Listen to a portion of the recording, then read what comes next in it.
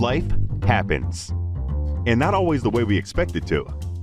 Every single day we face change, stress, and uncertainty. What if you could learn to thrive no matter what life throws your way? Resilience expert Adam Markell and his inspiring guests explore breakthrough strategies to fully embrace change and build the resilience required to become change-proof.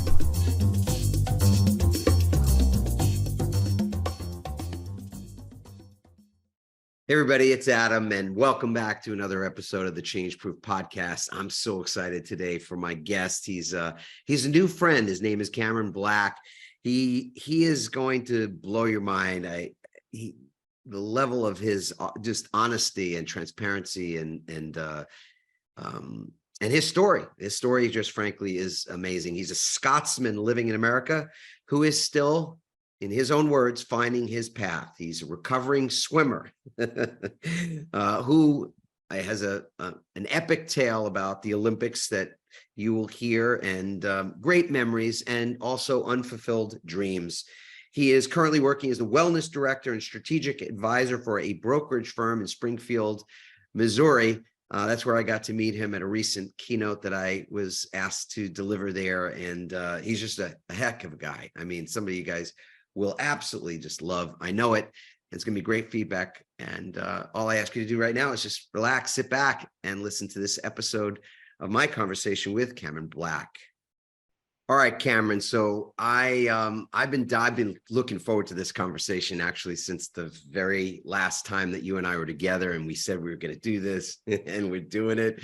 So I'm super excited for what's to come. But I want to start by asking you a question I ask all of my guests, which is, what is one singular thing that's not part of your bio, your professional credentials, the bio, the intro, that I've just read out loud for everybody? But what's one thing that you want people to know about you? The biggest thing for me, and it's evolved over the time, is I am a massive soccer fan. Manchester United, greatest club in the world as far as I'm concerned. And it's funny, I watch every game, I never miss. And I talk to my dad about it. And I always say, we did this and we did that. And he's like, Cameron, you don't play for them. You realize that, right? But the reality is I love that team, and it's a real passion of mine. Yeah, I'm not even surprised to hear you say that, because two things I know about you: that you are very passionate, that there's and you're not quiet. I wouldn't call you quiet. So it's not so much the still waters run deep, but you're not also, super gregarious or whatever it is. So the passion part I detected in our first meeting, but you also were very passionate about sports early on in your life. In fact, you've been an athlete at a very high level. I would say in the sport that you were in, I could say that you were a semi-pro, or if not a professional, but there is no professional swimming. And I was a swimmer in high school and in college as well, and I didn't swim at the level that you swam at, but I was very passionate about it. And in fact, I would say most young boys and girls and men and women in that sport, in swimming, and the related things like water polo or diving, what have you, since there really isn't any money that you're after, it's like there's no professional status that you can look at being a part of a team and getting paid. The dream is, of course, to make the Olympics, and you started out with that dream to be an Olympic swimmer, didn't you? I did. That was from the very earliest age I can remember. That's what I wanted to do. I'd watched it on TV. I'd seen, the Olympics, some British swimmers mounting the podium, which wasn't that common. If you were British and got a gold medal, that was impressive. And just from the earliest time, I remember walking, headphones on, just dreaming of the day, visualizing it, that I would be in that final racing and winning that gold medal. It was definitely something that burned deep inside, for sure. About what age was that? Right from the get-go. I came from an athletic family, so I learned to swim very early, but I started at club when I was 8 and immediately just loved it. I never loved the training from the time I was 8 to the time I retired, but I love to compete. I love to be under the lights. I love that walkout music. I just loved everything about competing. It was just amazing. Yeah.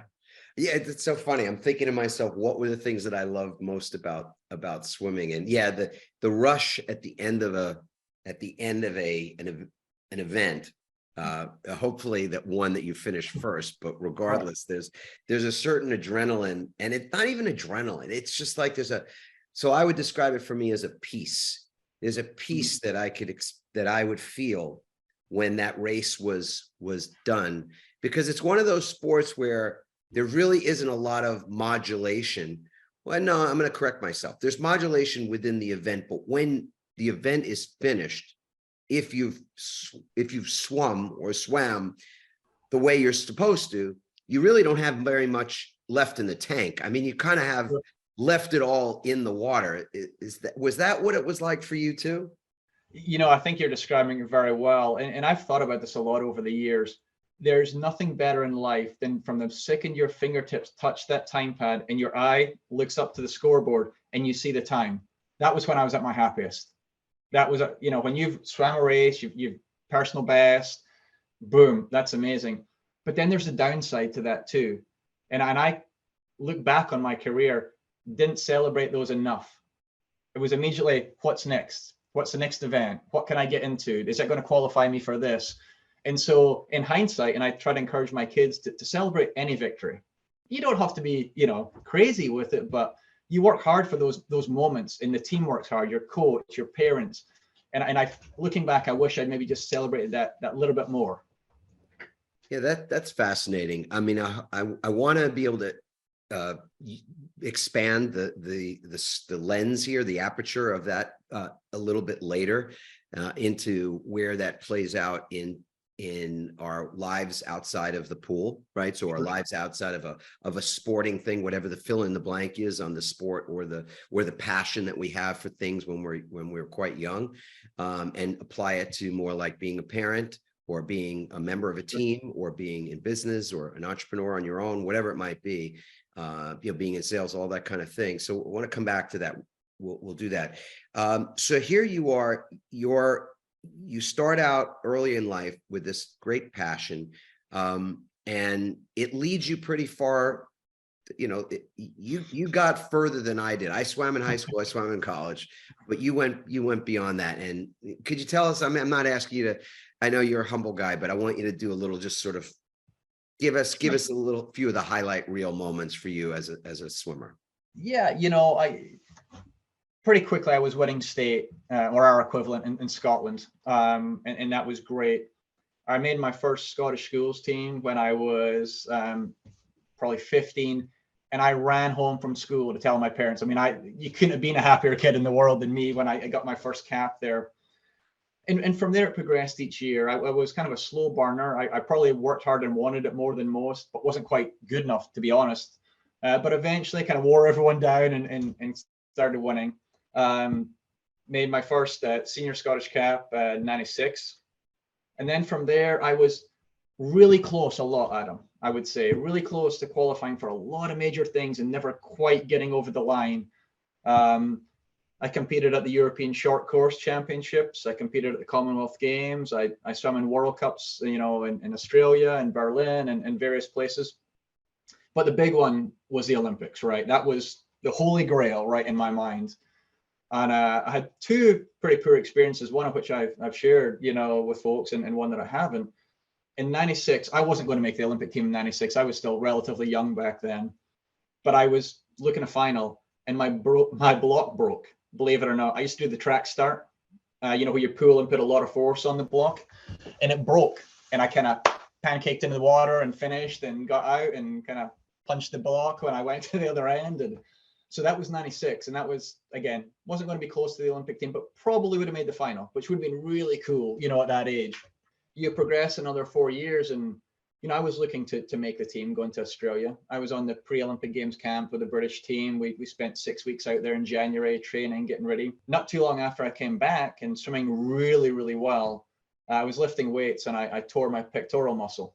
And even at that time, and that was early in the year, I knew that this was going to be a tough ask to make the Olympic team. But rehabbed it as best I could, even though they said, look, there's no chance you can get this back in shape and swim again before trials. I was like, no, this is going to happen, right? This is my life's dream here. So rehabbed as quickly and as best I could. And long story short, I was one of the favorites. And you never know at Olympic trials, people can come out the woodwork, but I was, in my particular event, ranked third in Europe at one point, and top 10 in the world. So I had a chance. I got down there to Sheffield, to the Olympic trials. The day before my event, I was warming up, dove off the block, and I retore my pec. And you talk about the highs and the lows. I didn't know who to talk to, what to say. My dad had driven down, my coach. I went back to the hotel room after telling everyone, yeah, good warm up. I'm good. Went to bed that night. Obviously couldn't sleep, right? Went down in the middle of the night to my coach's room, and he opened his door kind of bleary eyed. And I said, hey, coach, I'm done. It's over. And we both cried, and we kind of just hugged. And that was kind of the end of it. Now I swam after that. I took a year, went back to college, finished my degree, and I swam. I swam pretty well after that, but never hit the heights again that I wanted to. By that time, I was 25 and getting married, and life gets in the way. And it's a regret, Adam. I mean, I'm not saying anything my wife doesn't know or my family doesn't know. I feel like there was more in the tank. I feel I should have done better. I don't know that I was ever built to do better, but in my mind, I felt like I deserved and wanted to do better. Sometimes life gets in the way. I want to unpack that just a little bit more because, and for context for people that are listening to some of you who are watching it on YouTube, I'll just say this. Cameron and we met at an event that I was invited to come speak. In fact, Cameron was the person who found me. Is that correct, Cameron? No, absolutely. Yeah. I was excited to have you come speak that event. Yeah. So he's like surfing the internet, and he finds some videos of me giving my talk on resilience to some audiences or whatever. And I was asked to come to speak for the company that Cameron works for. We're going to find out more about his work and what this company does, but they're in the insurance space and the business advisory space called Ollis, Akers, Arney. They're based in Springfield, Missouri, a very well regarded firm that's been around, since before the prior century. So forget this 1885 century. It's the century change before that they've been around, 1885. So pretty amazing organization, credible history and legacy, et cetera. So it was an honor to come and speak.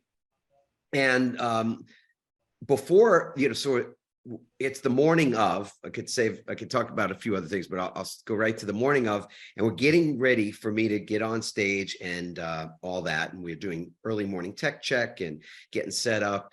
And in my tech check, or what we, like to call the mic check or whatever, I'm going through some of my presentation, just a little bit here and there. And at that moment, Cameron sort of, has a moment. I don't want to describe that moment for you, Cameron, but what happened when you heard me doing my warm-ups that morning?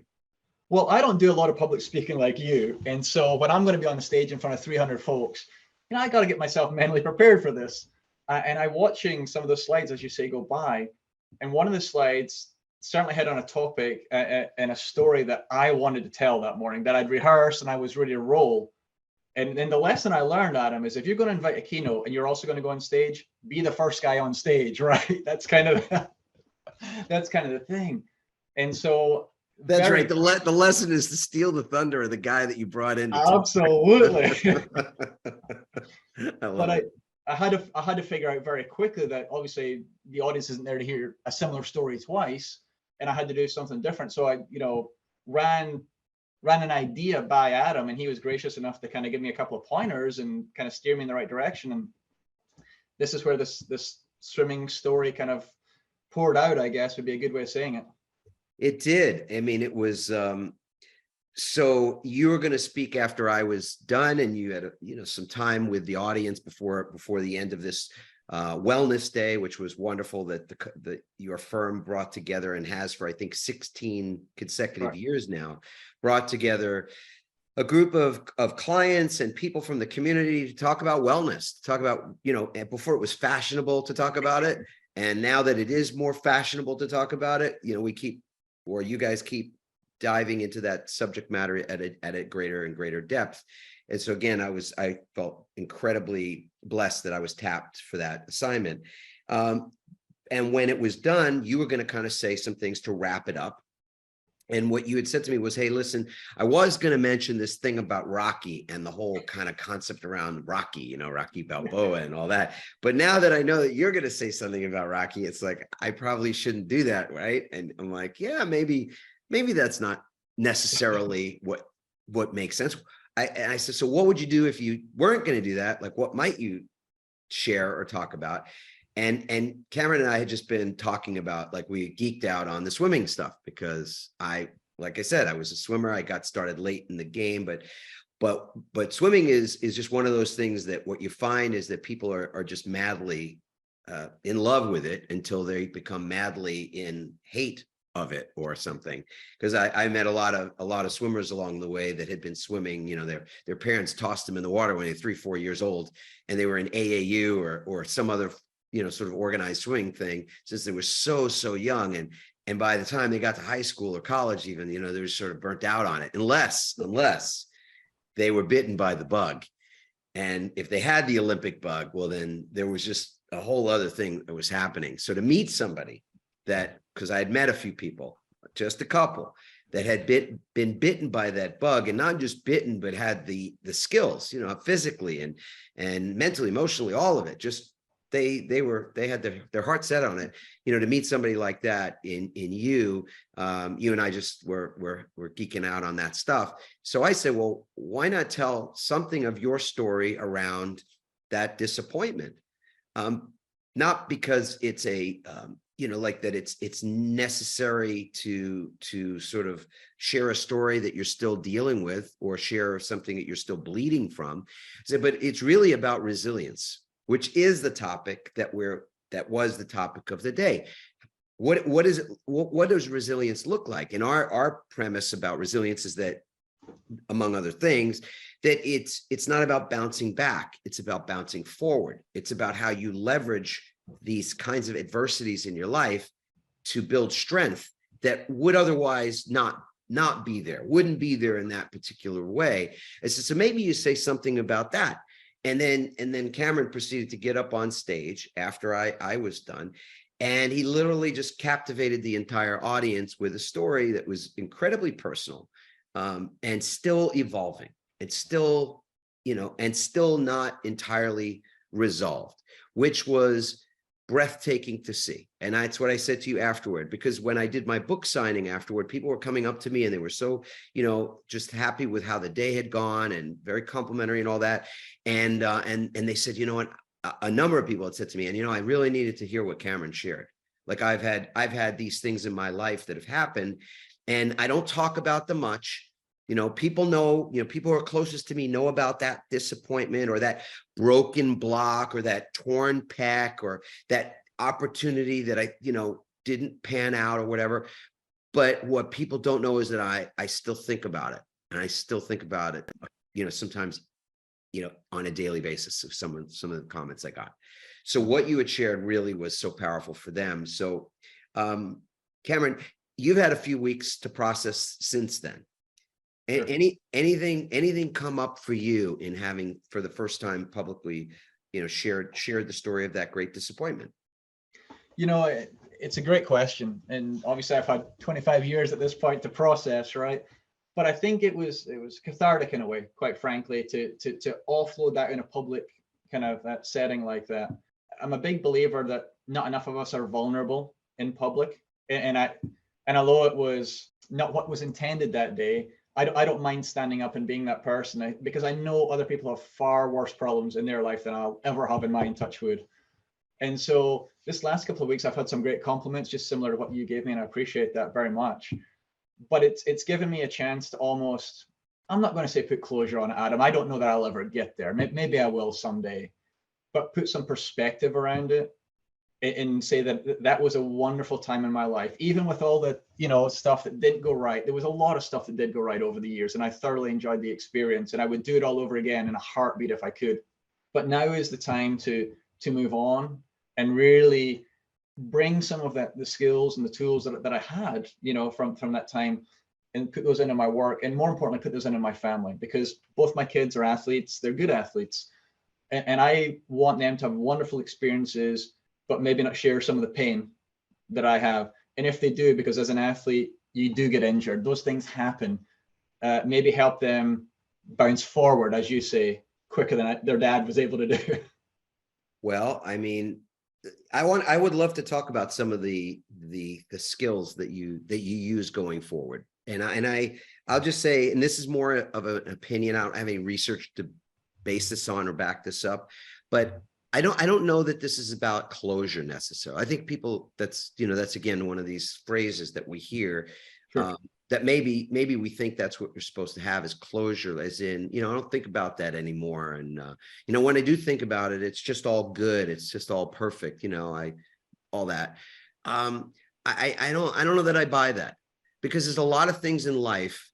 And we could start with probably the most important, which is that when we lose people, I mean, I don't know that there's anything that's more heartbreaking than when someone you love dies, right? Sure. I mean, you could have the death of a dream, like the dream to be in the Olympics or whatever, but still not the same as the death of some person or something, some Absolutely thing that you love, right?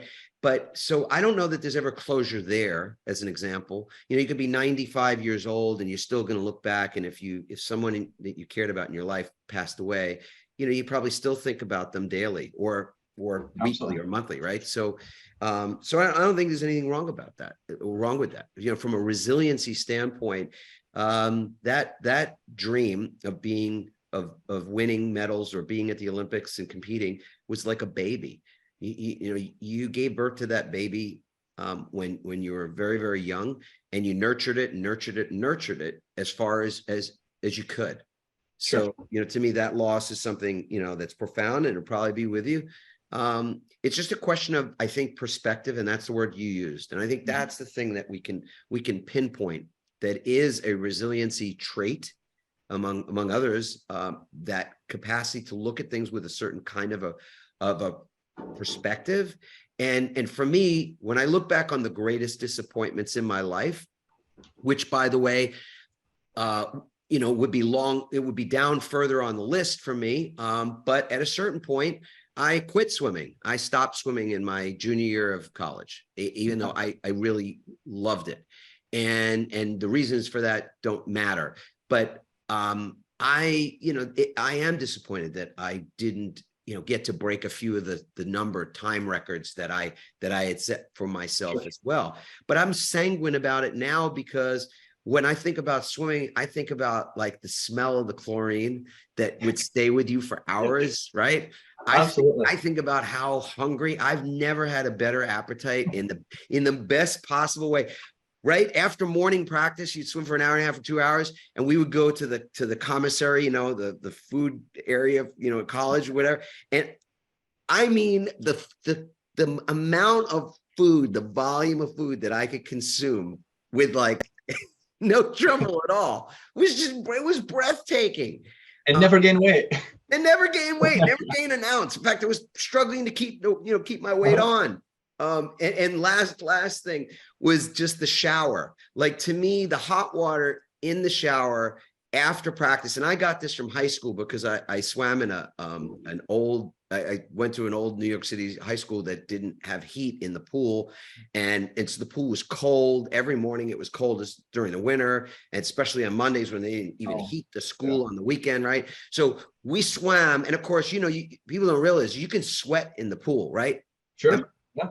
You literally get a sweat going. If you're swimming hard enough, you get a sweat. Like getting out of that cold pool and standing at that shower before I had to go to class. And I was even willing to be late to class just so I could let the hot water beat on me for 20 minutes, right? Till my back was red. I mean, these are beautiful memories of a time that, sure, is over. Like, it's over, it's past, but they're beautiful memories. So the perspective thing, I think, is key. I would love to know, what are some of the skills that helped you to be really, really successful in that sports arena, and how do you apply them, or how are you applying them even going forward in your business and personal life? Yeah, again, it's a great question. I was not built like a typical sprinter. I'm 6 foot tall. I'm pretty slight, quite frankly, and particularly against sprinters today that are, man mountain. The biggest attribute I had was was my brain, I think. And I'm not that smart a guy, but I lied to myself constantly in my mind that I was going to be Olympic champion. I was going to be Olympic champion. I was going to beat this guy. I was going to beat that guy. This is what I was going to do. I just constantly reinforced that story in my head to where I probably outperformed my capability. If you look at, you know, what I was blessed with bodily wise. So I would say that was my biggest thing.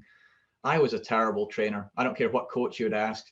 I was, and this is no head on 12-year-old girls, but I was worse than 12-year-old girls when I was training, and I was kind of bringing up the rear. It wasn't through lack of effort. I just wasn't very good in training, but I could flip that switch for whatever reason when it came to competing. And that's what kind of drove me. So, you know, I didn't miss practices ever. I was always there unless I was sick, in which I did get sick a lot. And looking back, I think it was that level of stress, you know, where I wanted something so bad, and I was always on the edge of, you know, when you're an athlete, you're working so hard, you're close to peak fitness or close to being in the hospital, it seems like, you know, as far as your health.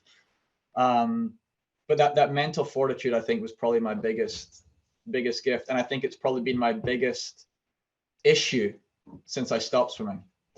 Yeah. Because yes, I was going to say, what does that look like? But you're already answering that question. So yeah, I just think that there's a regret, right? And when you visualize stuff so much and become good at perpetuating the positive, you're also really good at perpetuating the negative, or certainly in my case, right? And so I've had to work really, really hard to make stuff matter. That mattered so much. That was the be all and the end all. My identity was that I was a swimmer, and that's terrible. And I've tried really hard to make sure my kids don't have that same issue. Because when that leaves you, or you don't meet the goals, then what are you, or who are you? I was kind of left on an island, and have been for a long time. And look, I've got a wonderful family. I've got a great job, and I'm actually relatively good at it.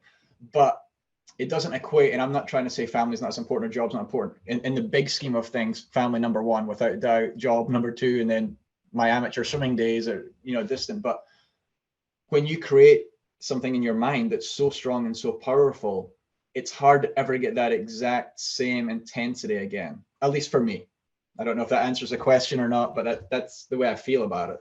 It does. I mean, and it starts with what you said a minute ago, which is that I lied to myself, and that was a sort of a bit of a superpower for you, was that you lied to yourself, as in you said you reinforced the story that you could beat these guys, whoever those guys were, and ultimately even make it as far as you can make it in that sport.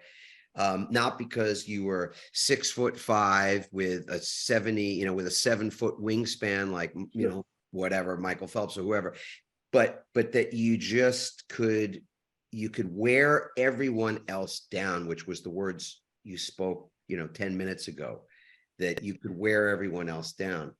And I think, and then obviously, and you said that you physically were at times sick, not healthy, because of the stress that you were putting on your body. I think what's important from my standpoint, listening to you share these things, that's relative, that's sort of universally applicable to me, to everybody, it is this idea that we, first of all, that we tell ourselves stories.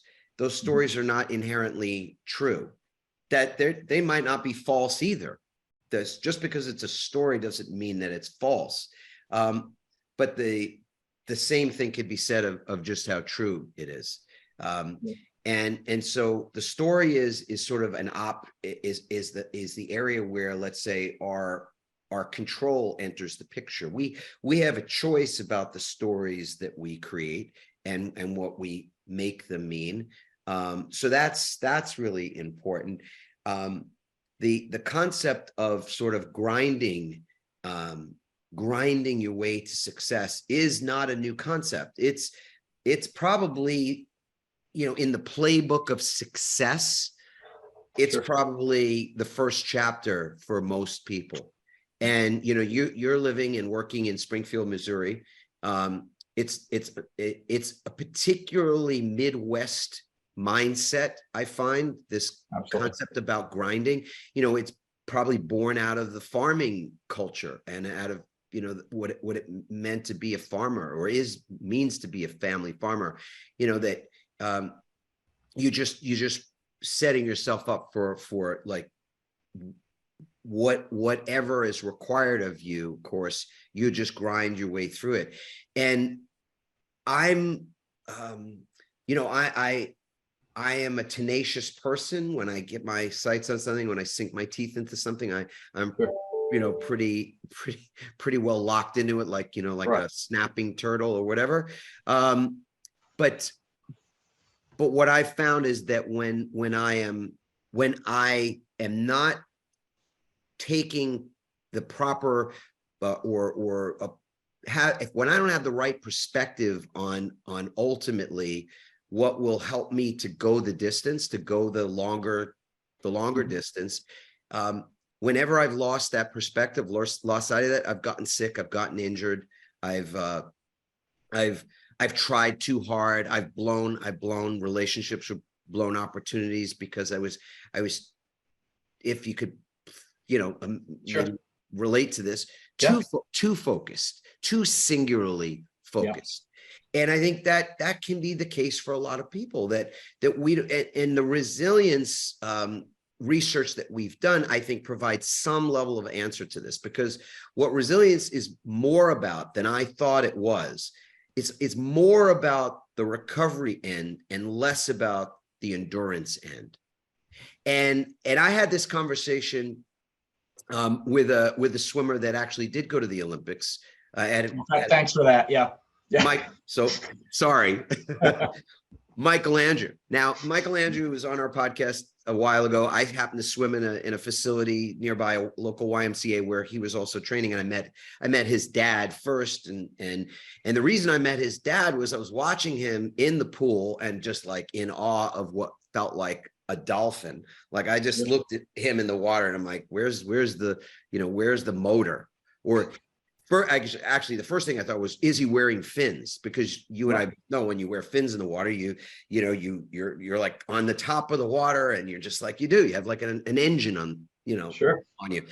And he didn't have fins on. He just had these massively long feet, But I'm watching him train, and I said to his dad, I said, this is not like any training I've ever seen, because I saw him in there like week after week after week before I even like said anything to his dad. But I'm standing on the pool deck talking to his father, and I said, so I got to just understand, what is it that you're doing? He says, my son is training for the Olympics, and this is our particular, and I coach him. And I go, oh, amazing. He goes, yeah, and he's my son. And I'm like, okay, this is, first of all, something you don't see very often anyway. Right. Because those guys that are training for the Olympics are a part of an Olympic team, and they have an Olympics, they have Olympic coaches, they're college coaches and all that kind of thing, whatever. So he says to me, the reason I'm coaching him, I've been coaching him his whole life, but the reason is that the other people in the sport think we're out of our minds, and they won't sanction this type of training that we are doing. And I said, well, tell me a little bit, more about it. And he was describing exactly when I wrote the book Change Proof, and I started to share more of the research and even philosophically what resilience is really about. He was describing that to a T, because when I swam, the goal in swimming, and I was just like you, wasn't the greatest workout guy, but I could perform, on meet day, getting up on the blocks, I could perform, but I wasn't one of those guys that would grind in the pool. It's like something inside of me knew if I was grinding myself down in the pool, somehow or another, I was not going to be able to perform on the day of the meet, etc.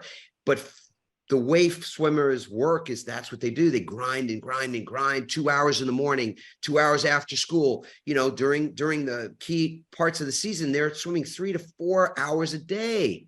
5 to 10,000 yards or meters, if you're in Europe, a day. And then, of course, when you get to the season, the part of this end of the season, and you're swimming meets throughout that whole process, you get to the end of the season for a couple of weeks, they do what's called tapering. And they taper you down and stop, like you swim much less yardage and you're not in the pool as long, and you spend more time stretching and working on your flips, your turns and your starts and all that kind of thing. You know what I mean? For 2 weeks or 3 weeks at the end, that's what they do. So that people could then, when they're ready to swim their best times, that they're sort of like, they're going to be shot out of a cannon kind of thing. And I thought, wow, this guy, Michael Andrew, is doing it differently, because his whole thing was that he's going to maintain his recovery rituals. He's going to constantly be keeping his body from getting to that side where injury can occur, where you break yourself down so much through stress, the physical, the mental, the emotional stress of it, all of it, that you break down, and then you give yourself this short period to recover so that you can have this one great race or these series of great swims, right? And that's the philosophy that you were also wrapped up in. Isn't that true? Well, it is. It's kind of funny that you mention all that. And I know a little bit about Michael Andrew because my brother loves to swim still in his 40s, and he's shared some of this stuff.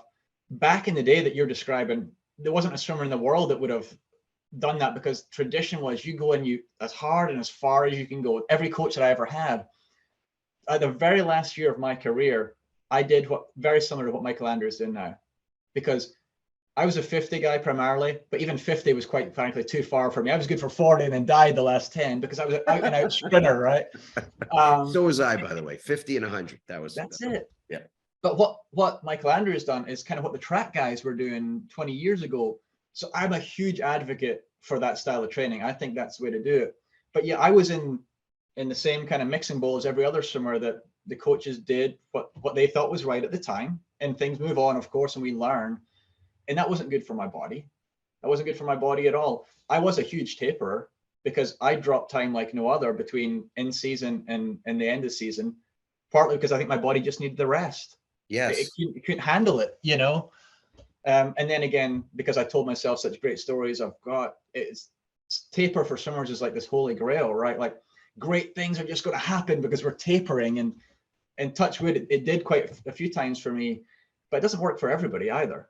And I think Michael Andrew is setting this new pattern that many swimmers will start to follow.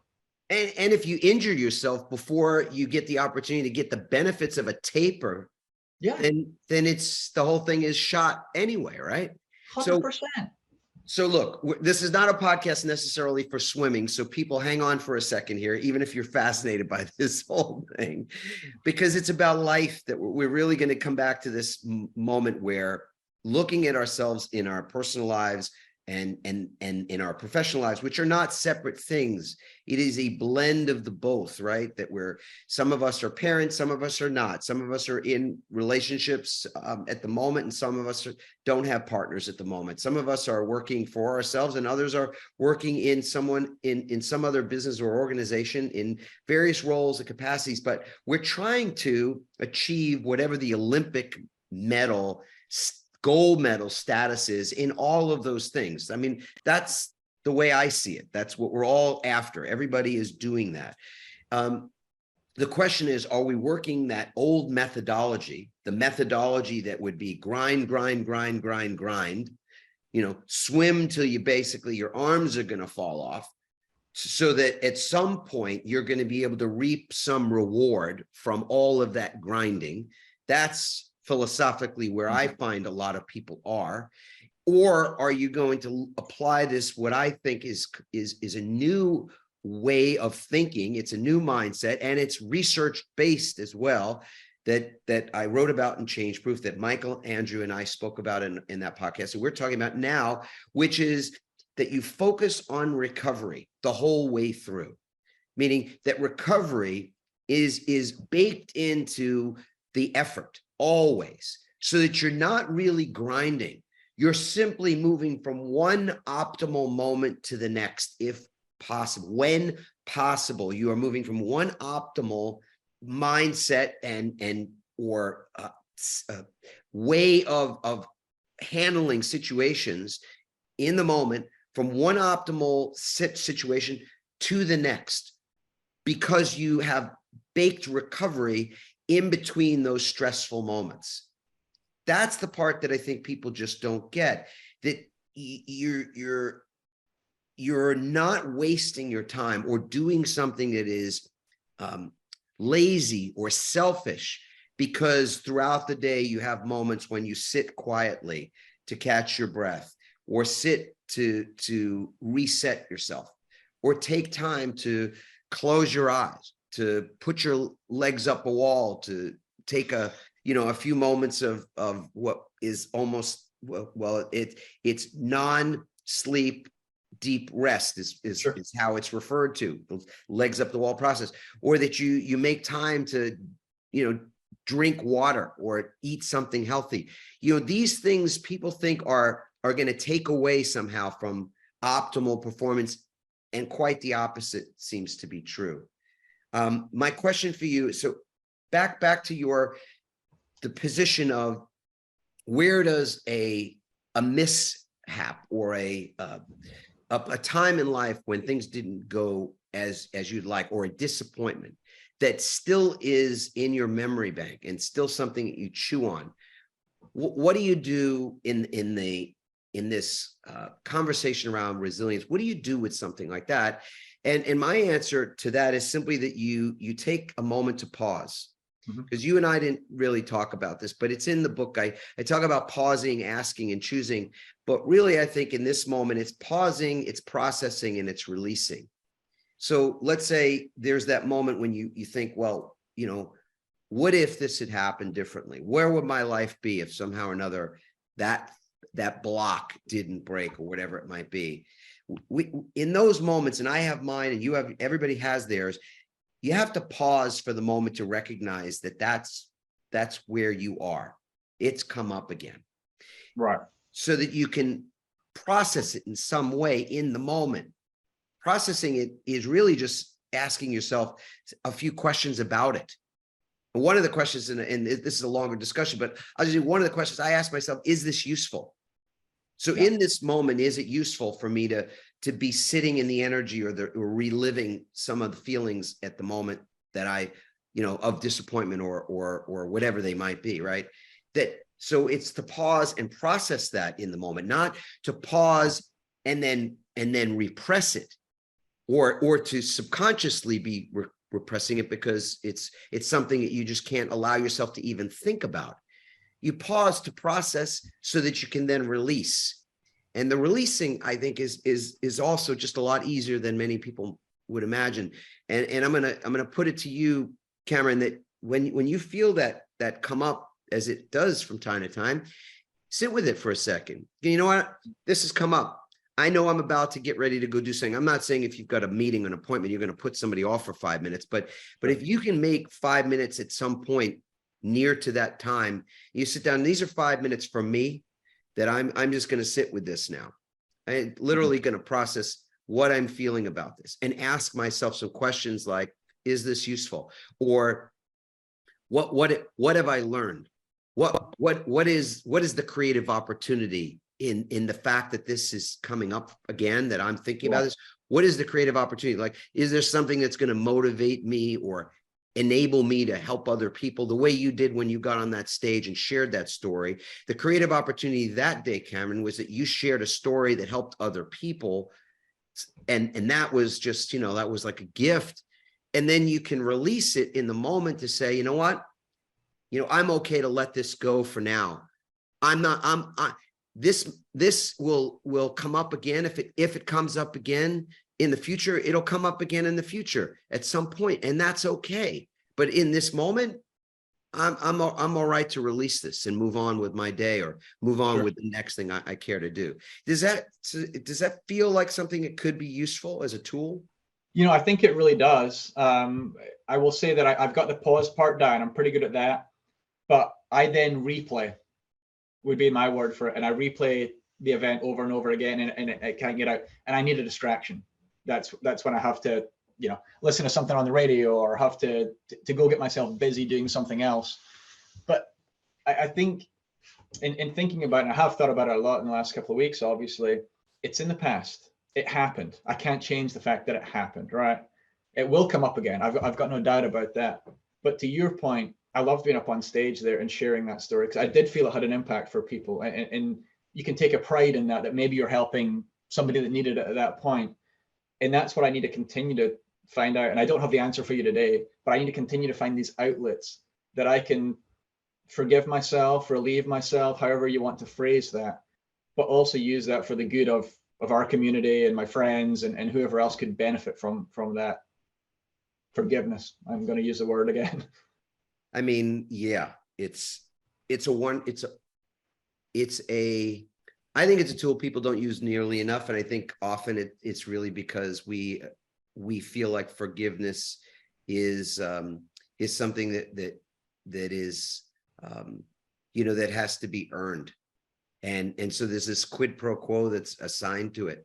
And I'm not saying that there aren't situations where that might not be the case, but when it comes to ourselves, I feel like that is a self-perpetuating hardship, that it's like, it's suffering that is optional.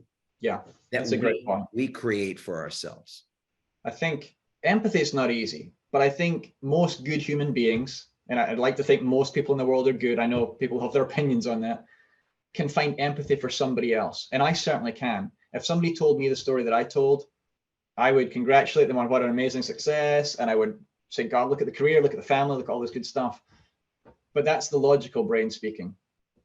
And I sometimes think the heart dictates, right, to the head, at least in my case. I'll just talk for myself here.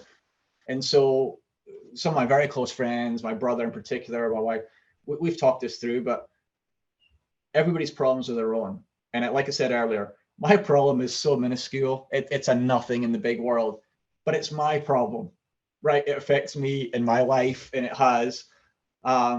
So it's sometimes difficult to forgive and to process on your own. For someone else, I could help. I could help you. You got a problem, Adam? Let me talk you through it. I'll help you. But for me, it's a little difficult to allow myself that release. Yeah, I've never said this. I don't think I've ever said this publicly. A part of the reason why I speak and why moving out of practicing law, which was my prior profession, why I moved out of that was that the forgiveness that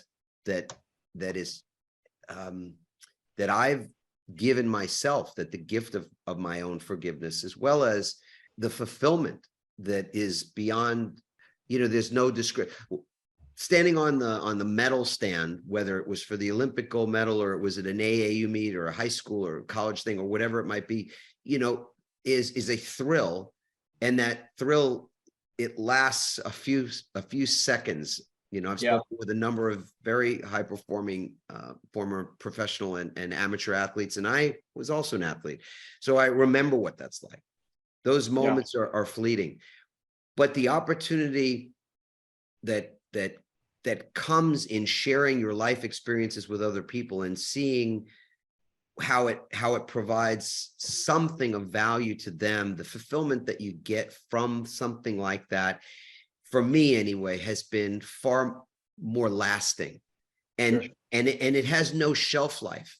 It's not based on whether I could still swim a certain time or do something physically as well as I did in the past. It's actually something that has this really wonderful, almost no expiry date.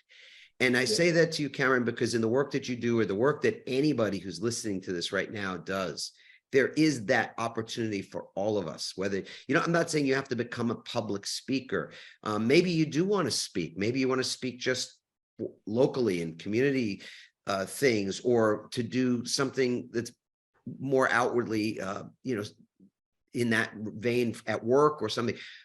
But it's more along the lines of, how is it that you are able to share your own life lessons and experiences, and even those things that you don't have closure, quote unquote, on, with other people, that provides this everlasting opportunity that I would call fulfillment, that is, it's just as sweet as standing in that, to me, it's just as sweet as the feeling of being in front of that shower, after a long workout, or that peace that came when I looked up at the clock and saw that I'd broken my best time, as you described.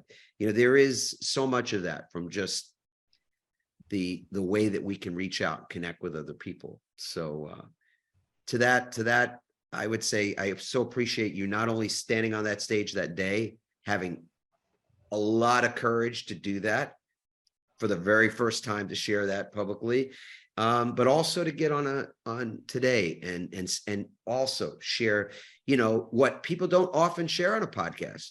Like a lot of times everything is clean, like everything has been worked out, and by the time you're speaking about it publicly, it's all resolved, and you can tell everybody, here's the 3 steps to, it all just being, nice and neat and tidy and what have you.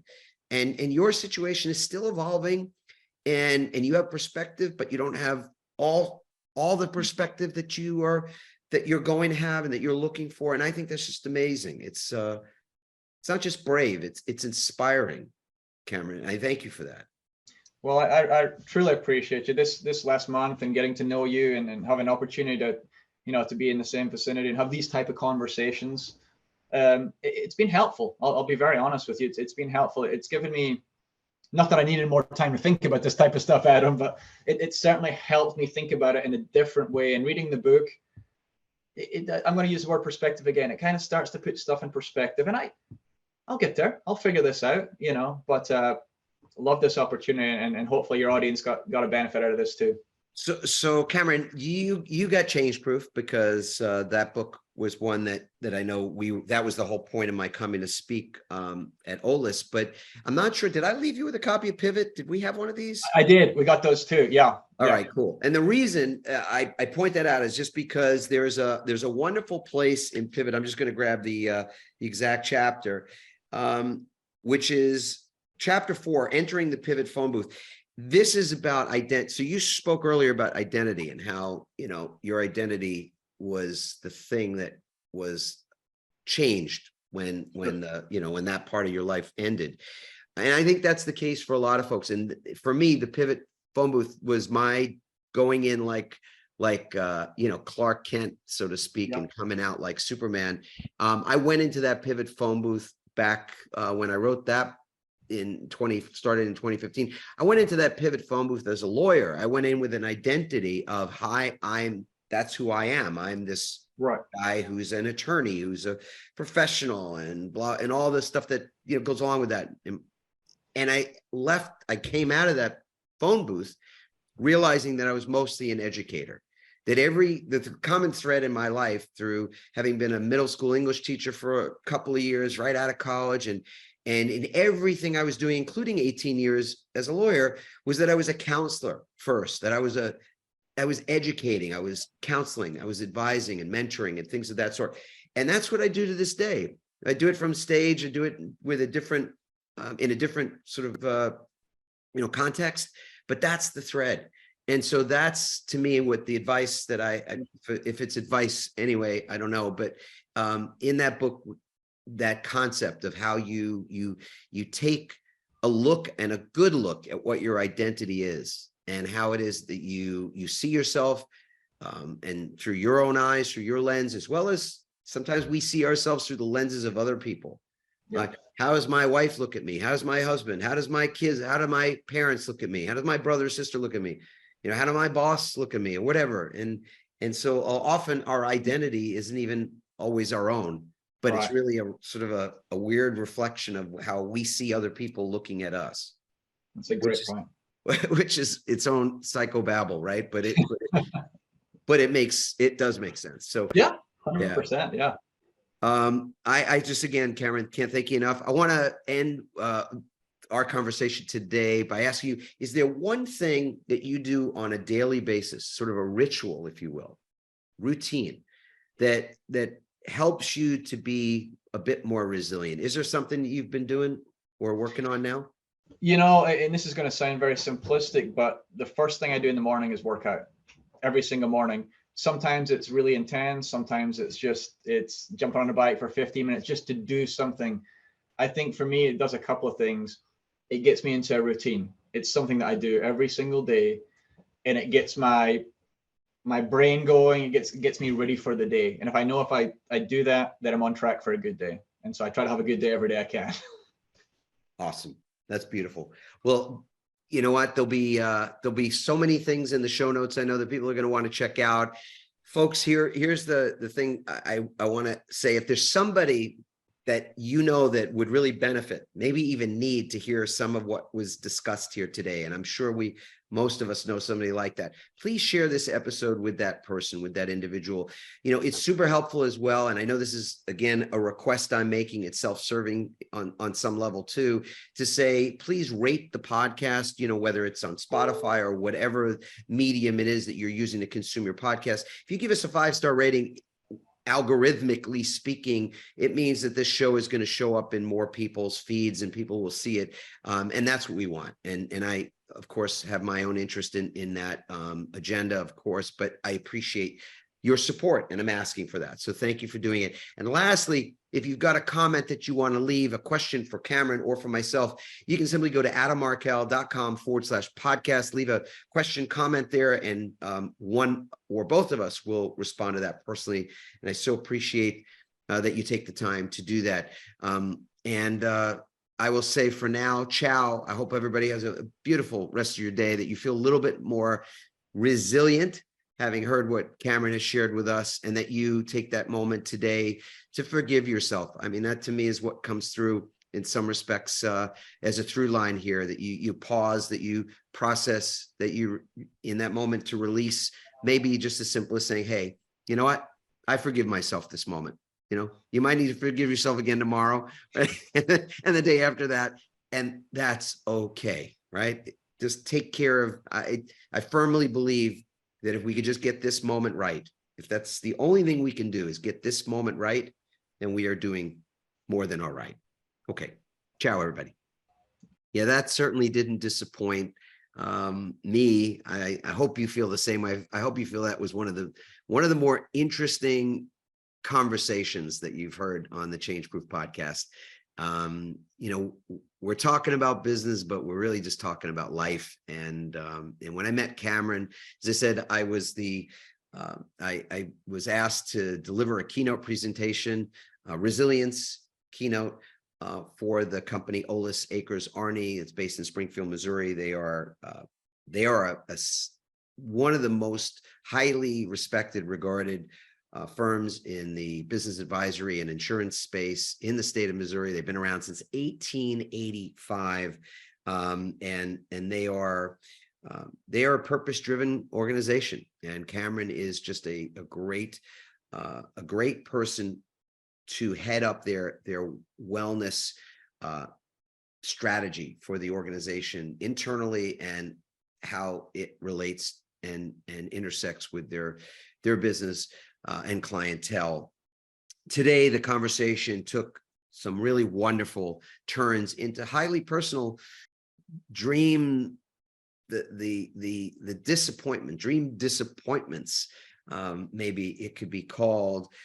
Cameron shared with us his journey from a passion to someday make the Olympics, to almost making the Olympics and getting very, very close, but coming up just a little bit short, and the lingering disappointment around that, even more than 20 years later, as well as a number of other areas of his life that he is still highly motivated by, working on. As he said, he is still finding his path. And I loved where our conversation led, because we talked about things that I think are very relevant in pretty much every person's life, which is how we deal with our disappointments, how we deal with our lack of forgiveness of ourselves for the mistakes that we've made along our path, and the stress that those things can cause us. So yes, we spoke about resiliency. We spoke about it in the context of swimming.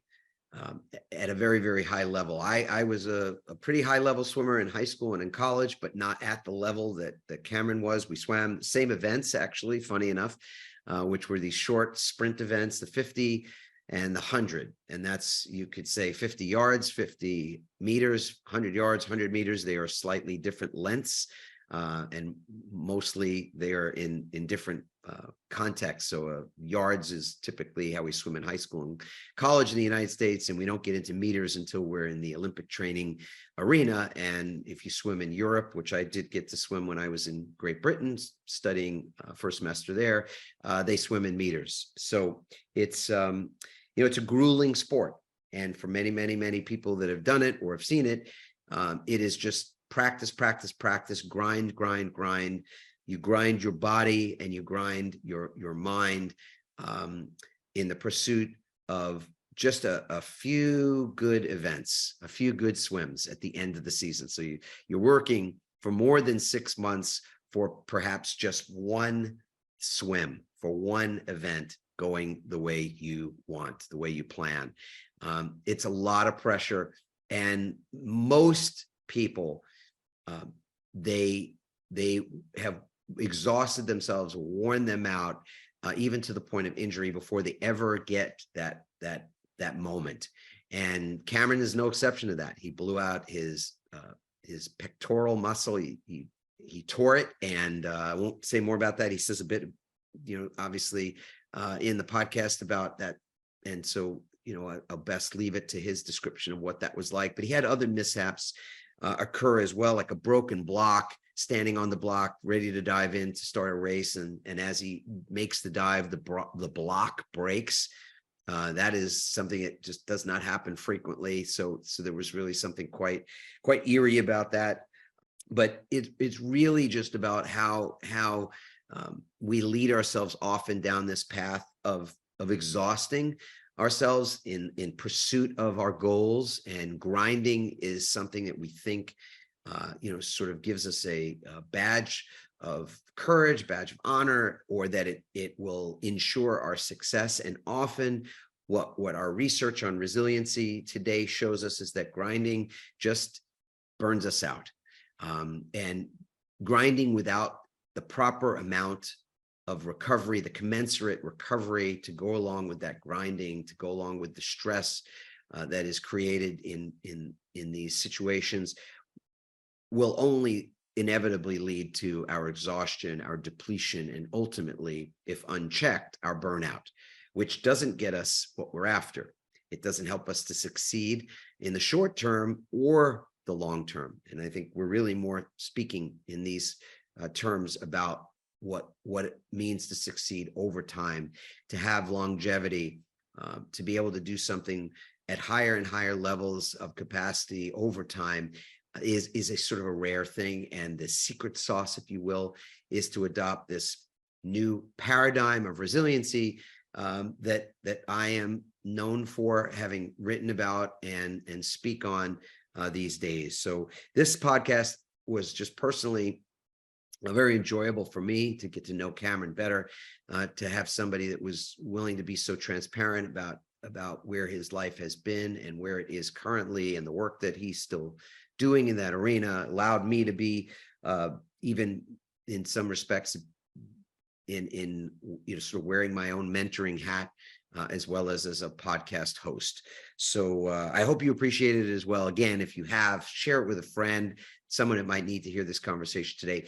Also, if you have not yet determined your own resiliency in the moment, like right now, what's a snapshot of how resilient you feel and how resilient you are in those 4 zones of resilience: mental, emotional, physical, spiritual, you can simply go to resiliencerank.com and get your own resiliency score, which again is not it's not something that's set in stone. It's a snapshot at this moment. So you can get your own resiliency score every week if you like by doing that, going to resiliencerank.com. It's entirely free. It takes just 3 minutes, and you will get tools, strategies, as well as the actual numbers, the actual almost like a credit score, if you will, but it's a score of your resiliency credit and your resiliency bank account, something that I talk about in the book as well. So how resilient are you? Find out. Just takes just 3 minutes, which is the beauty of it. I again want to thank you as well for being a part of this community, for sharing the podcast with other people, for giving us when you're able and when you feel called to it, that 5-star rating, which only helps us to have the podcast be delivered and seen by more and more people. So thank you for that. Thank you for your support and for your comments. As always, I wish you the absolute most resilient day of your life today and every day. And I want to say thank you again. Ciao for now. Thanks for listening, everyone. We hope you now have even more tools and greater insights to build resilience and become change-proof. Help us inspire others by sharing this episode and leaving your comments over at adammarkel.com/podcast. For more resilience tips and strategies, including support for building change-proof teams, visit adammarkel.com/become change-proof.